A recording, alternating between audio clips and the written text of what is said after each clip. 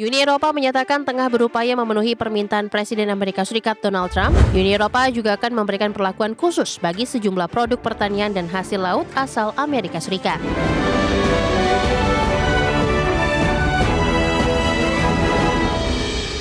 Pemirsa, Uni Eropa akan menghapus seluruh tarif impor barang asal Amerika Serikat sesuai dengan kesepakatan Presiden Amerika Serikat Donald Trump. Namun rencana tersebut masih harus mendapat persetujuan dari Parlemen Eropa dan negara-negara anggota. Uni Eropa menyatakan tengah berupaya memenuhi permintaan Presiden Amerika Serikat Donald Trump dengan menyusun rancangan regulasi untuk menghapus semua tarif impor atas barang industrial asal Amerika Serikat.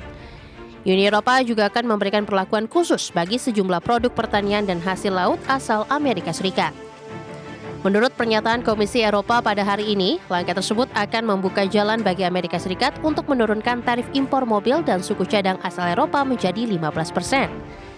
Di mana sebelumnya Amerika Serikat mengenakan tarif sebesar 27,5%. Namun rancangan regulasi tersebut masih harus mendapat persetujuan dari Parlemen Eropa dan negara-negara anggota. Kesepakatan politik perdagangan antara Uni Eropa dan Amerika Serikat sendiri telah dicapai pada bulan lalu. Presiden Komisi Uni Eropa Ursula von der Leyen menggambarkan kesepakatan tersebut sebagai perjanjian yang kuat. Namun meski tarif untuk hampir semua produk Eropa ke Amerika Serikat akan turun menjadi 15%, Trump menegaskan kebijakan itu tidak akan berlaku untuk produk mobil. Sebelum ada usulan legislasi yang menghapus tarif industri dan bea lainnya. Berbagai sumber, IDX Channel.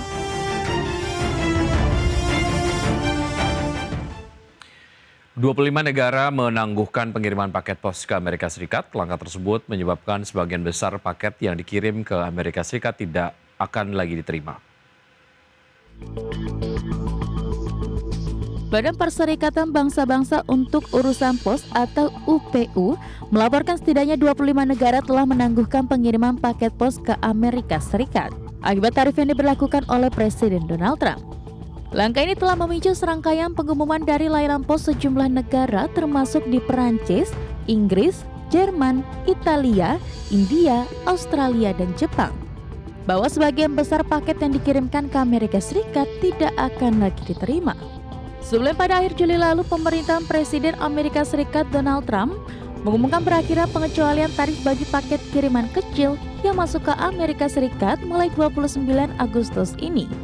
Dengan tiadanya pengecualian tarif, barang-barang kiriman pos yang masuk ke Amerika Serikat akan dikenakan tarif impor 11-15% seperti halnya produk-produk dari Uni Eropa.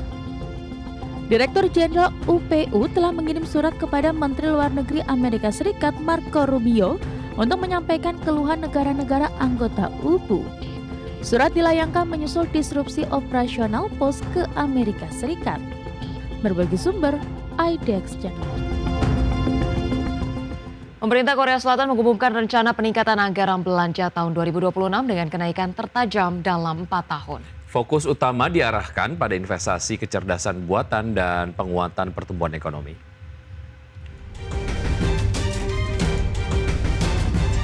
Pemerintah Korea Selatan mengumumkan rencana peningkatan anggaran belanja tahun 2026 dengan kenaikan tertajam dalam 4 tahun. Melansir dari Reuters, total belanja pemerintah ditetapkan sebesar 728 triliun won atau setara 524 miliar dolar Amerika. Jumlah tersebut naik 8,1% dari tahun ini, melampaui kenaikan 2,5% pada tahun 2025. Presiden Lee Jae-myung mendorong kebijakan fiskal ekspansif berbeda dengan pendahulunya yang lebih konservatif. Selain itu, Menteri Keuangan Ko Yoon-chul menegaskan kebijakan fiskal perlu dipacu demi menyalakan kembali pemulihan ekonomi. Meski pertumbuhan kuartal kedua sempat mencatat laju tercepat dalam lebih dari setahun berkat ekspor teknologi dan konsumsi, ekonomi Korea tetap menghadapi tekanan dari tarif Amerika Serikat. Bank sentral bahkan mengisyaratkan pelonggaran lebih lanjut untuk mengimbangi dampak tarif tersebut. Adapun alokasi belanja terbesar akan mengalir ke kesejahteraan sosial sebesar 269 triliun won untuk mengatasi rendahnya angka kelahiran. Anggaran penelitian naik 19% menjadi 35 triliun won untuk investasi AI, sementara sektor pertahanan meningkat 8,2% menjadi 66 triliun won. Pemerintah juga berencana menerbitkan obligasi negara senilai 232 triliun won guna menutup defisit fiskal yang diproyeksikan mencapai 110 triliun won. Berbagai sumber, IDX Channel. Negara pemirsa, Rusia melancarkan serangan ke pusat kota Kiev, Ukraina sejak Rabu malam dan menewaskan 21 orang. Ya, pihak Ukraina pun menyebut serangan Rusia kali ini menjadi yang terbesar kedua di tahun 2025.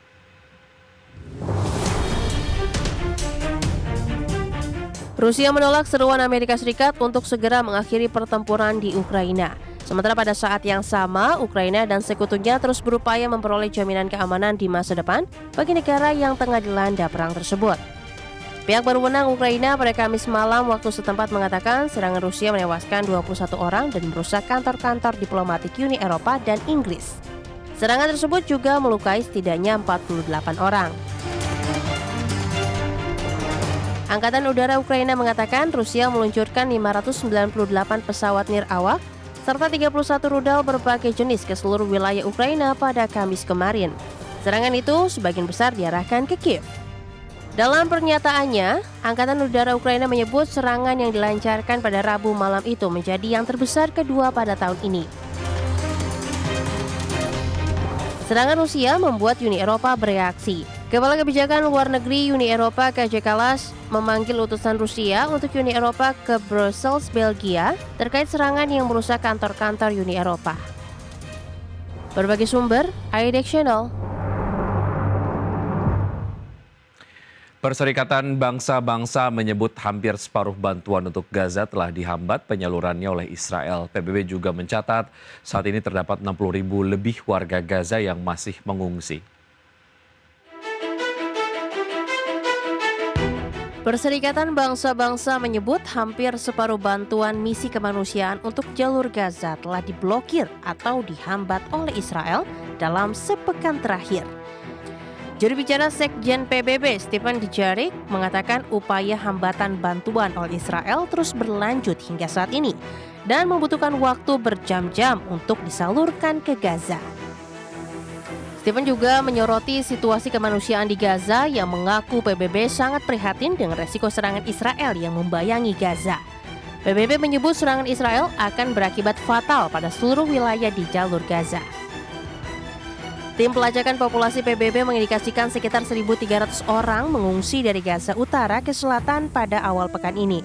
Sehingga jumlah pergerakan dari utara ke selatan sejak 14 Agustus 2025 atau ketika rencana penguasaan Israel secara besar-besaran terhadap wilayah Gaza diumumkan menjadi 20.000 orang.